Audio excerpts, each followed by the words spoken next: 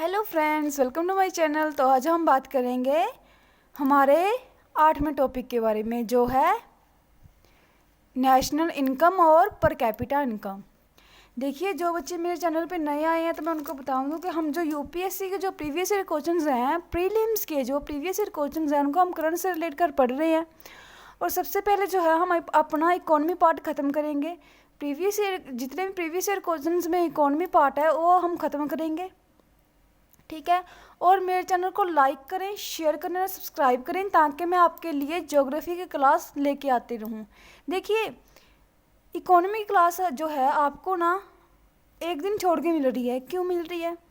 क्योंकि मैं चाहती हूँ एक दिन मैं इकोनॉमी लाऊं और एक दिन ज्योग्राफी लाऊं। मेरे चैनल पे लाइक और शेयर बढ़ नहीं रहे हैं, इसलिए मैं ज्योग्राफी की क्लास अभी लेके नहीं आ रही हूँ, ठीक है। तो लाइक और शेयर बढ़ाएं, बच्चों को ज़्यादा से ज़्यादा जोड़ें चैनल के साथ ताकि मैं ज्योग्राफी की क्लास जल्द से जल्द लेके आऊँ, ठीक है। क्योंकि मुझे भी मोटिवेशन चाहिए ना, ज्योग्राफी की क्लास स्टार्ट करने के लिए मुझे भी मोटिवेशन चाहिए। तो मोटिवेशन कहाँ से मिलेगा? अगर आप लाइक करोगे और शेयर करोगे, ठीक है। तो चलो स्टार्ट करते हैं।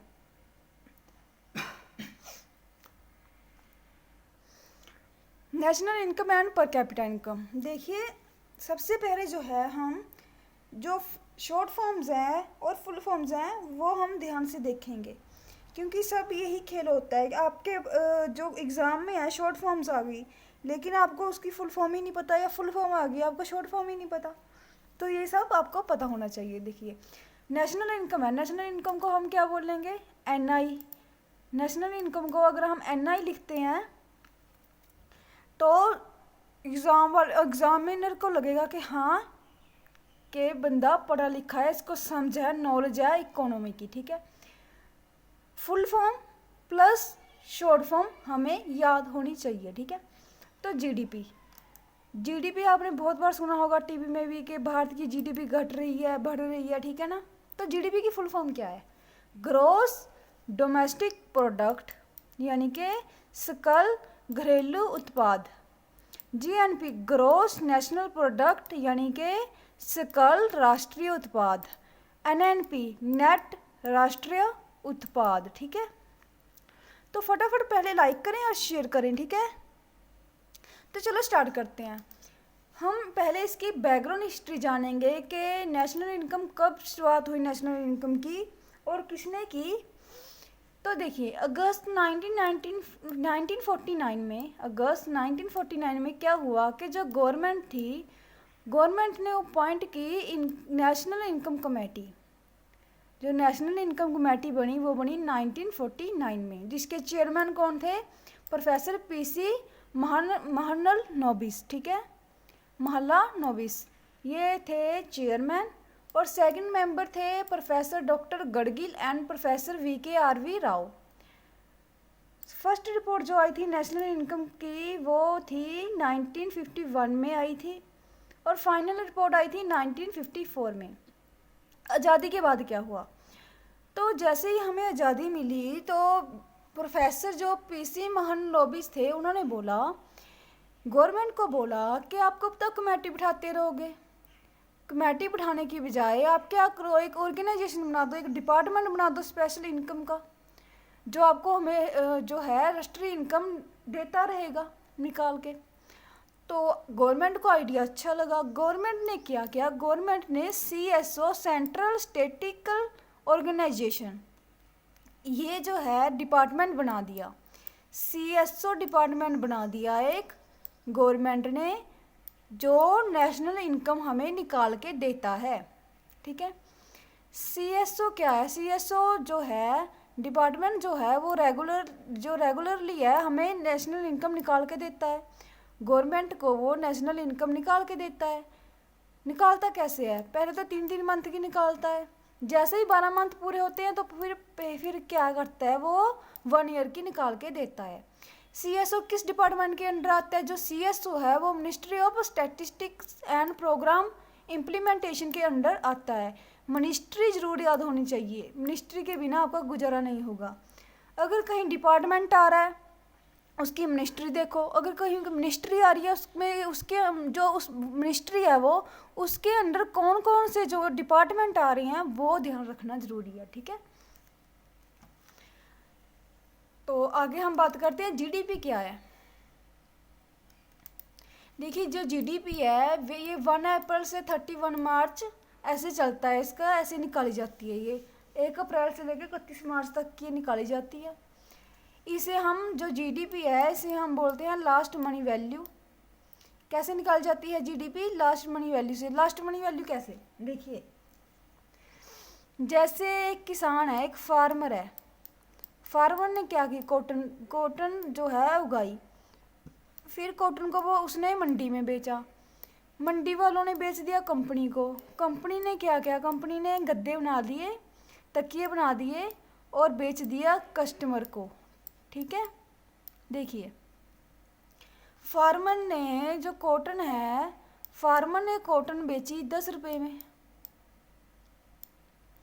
आगे मंडी वालों ने कॉटन बेच दी 15 रुपये में। तो कंपनी ने आगे जो है जो तकिए वगैरह गद्दे वगैरह भर के कॉटन के बेचे, वो बेचे 25 रुपीज़ में। तो टोटल लास्ट वैल्यू कौन क्या आई आपकी? लास्ट वैल्यू आपकी क्या आई? 50 रुपया, 50 रुपये आई ना। तो बस यही तो है लास्ट मनी वैल्यू। जीडीपी में ना तो आएगा कि फार्मर ने कितना कमाया, ना आएगा कि मंडी वालों ने कितना कमाया, ना आएगा कंपनी ने जो माल कस्टमर को बेचा उसका जो मूल्य आया वो हमारा जीडीपी कहलाएगा, वो जीडीपी में गिना जाएगा। ठीक है, जो वो वैल्यू है, लास्ट वैल्यू है, वो जीडीपी में गिनी जाएगी।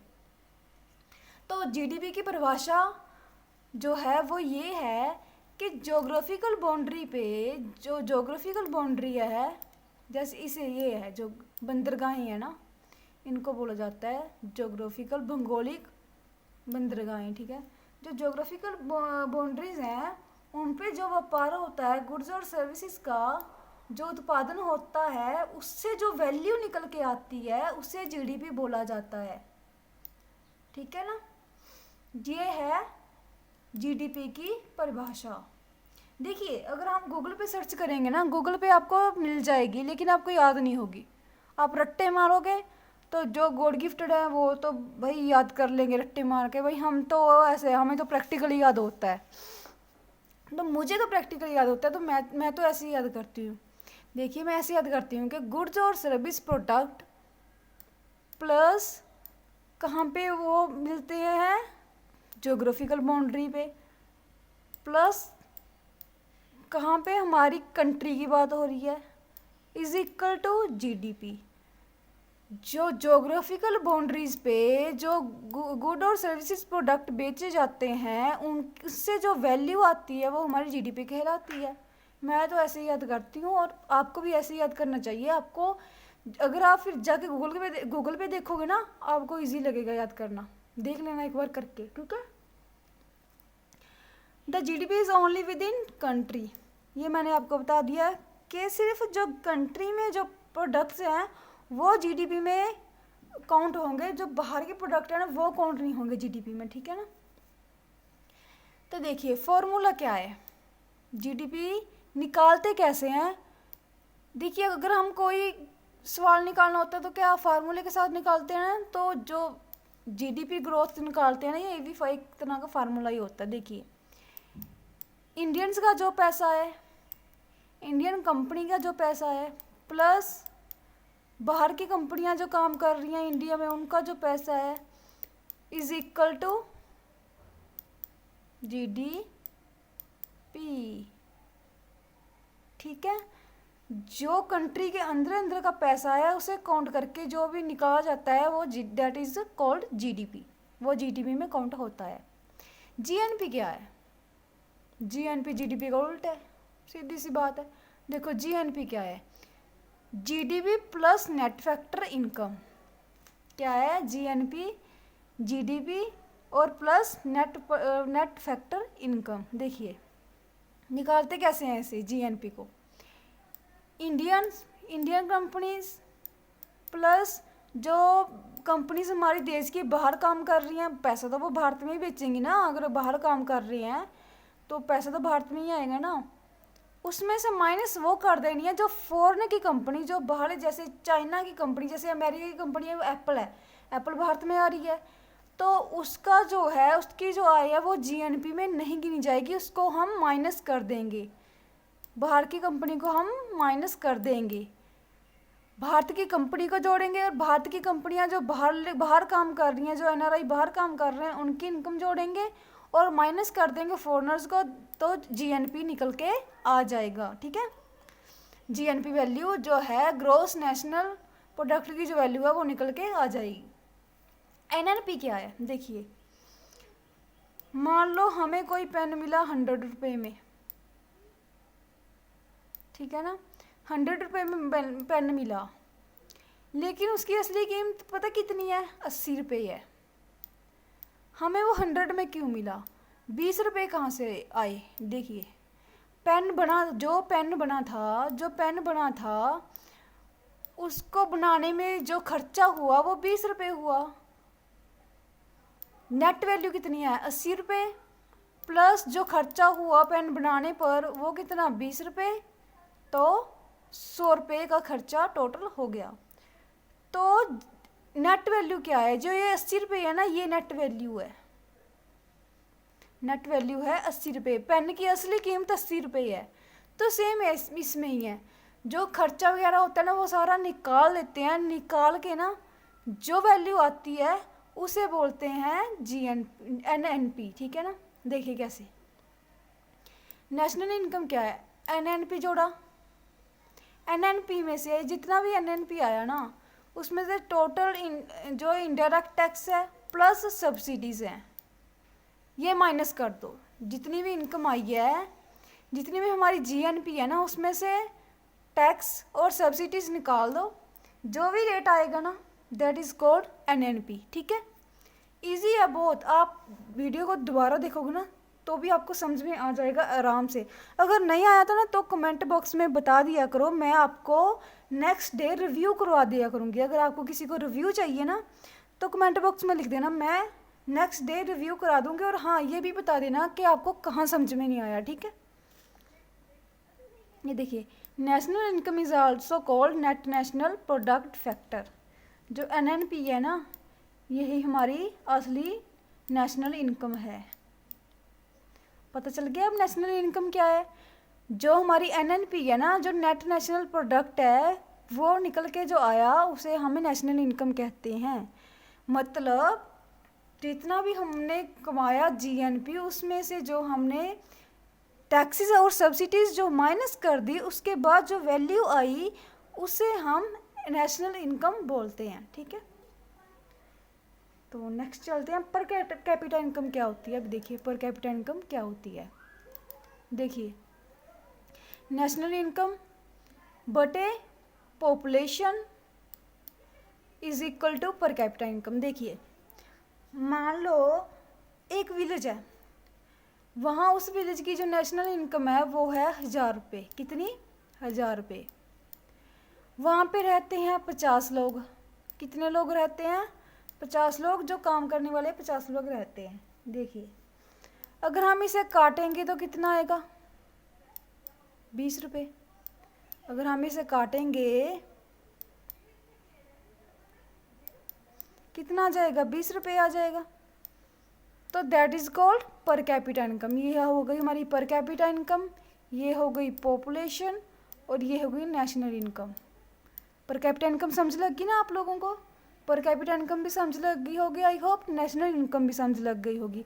अब मुझे नहीं लगता कि आप जो है वो जो प्रीवियस ईयर क्वेश्चन है उसको आप हल नहीं कर पाओगे, आप आराम से हल कर पाओगे। और हाँ, क्या रीज़न है हमारी पर कैपिटा इनकम कम है।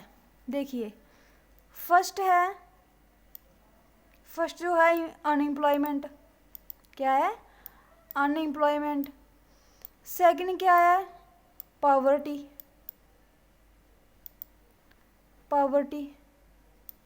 थर्ड क्या है, पॉपुलेशन। भाई पॉपुलेशन भी तो है ना, तभी तो एम्प्लॉयमेंट है, अनएम्प्लॉयमेंट है। ठीक है, तो फोर्थ क्या है, अनस्किल्ड लोग हैं।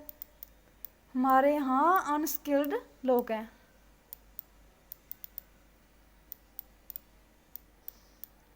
ठीक है। अब आपका काम क्या है, आपका काम ये है कमेंट बॉक्स में बताइए कि जो जितना भी ये है, आपका काम ये है कि जितने भी मैंने ये 4 फैक्टर बताए हैं इनमें से आप असली बताओ कि जो ज़्यादा जो पर कैपिटा इनकम पर जो ज़्यादा असर किसका पड़ रहा है, पॉवर्टी का पड़ रहा है, अनएम्प्लॉयमेंट का पड़ रहा है, या पॉपुलेशन का पड़ रहा है, या फिर जो है अनस्किल्ड जो लोग हैं उनका पड़ रहा है। ये आप बताइए कमेंट बॉक्स में, ठीक है। तो ये था आज का हमारा वीडियो। तो थैंक्स फॉर वॉचिंग। लाइक करें, शेयर करें और सब्सक्राइब करें। देखिए लाइक करना मत भूला करें। और ज्योग्राफी की क्लास मैं आपके लिए जल्द ही लेके आऊँगी। पहले आप क्या कीजिएगा, लाइक और शेयर बढ़ाइएगा, ठीक है। तो thanks for watching, thank you very much and take care, bye bye.